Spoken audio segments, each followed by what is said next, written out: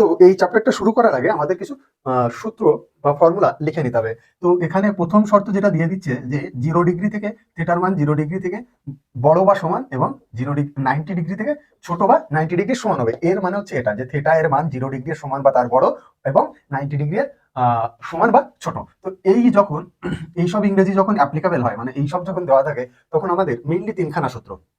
1 নম্বর সূত্র হচ্ছে sine square theta plus cos square theta equal to 1। এটা আমরা আগের দিন প্রমাণ করে দেখিয়েছিলাম এই জায়গাটায়, যারা দেখে নিয়েছো তারা তো জানো। তার সাথে আরো একটা আছে sec square theta equal to 1 plus tan square theta.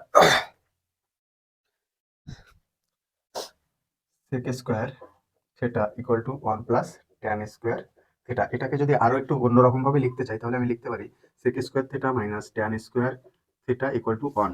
আর একটা সূত্র আছে cosec square theta equal to 1 plus cot square theta. Cosec square theta equal to 1 plus cot square theta. এটাকেও যদি এরকম ফরম্যাটে লিখতে চাই তাহলে আমাকে লিখতে হবে cosec square theta minus cot square theta equal to 1। এই শুধু সাইন আর কজের ক্ষেত্রে plus, sec tan sec tan sec tan মনে রাখবে এইভাবে, আর কোসেক কট কোসেক আর কট, কিন্তু এদের ক্ষেত্রে মাইনাস আর এর ক্ষেত্রে প্লাস। আমাদের আজকে যে অঙ্কগুলো আমরা করব সেখানে এই তিনটে সূত্র আমাদের উঠতে বসতে কাজে লাগবে বলতে পারো।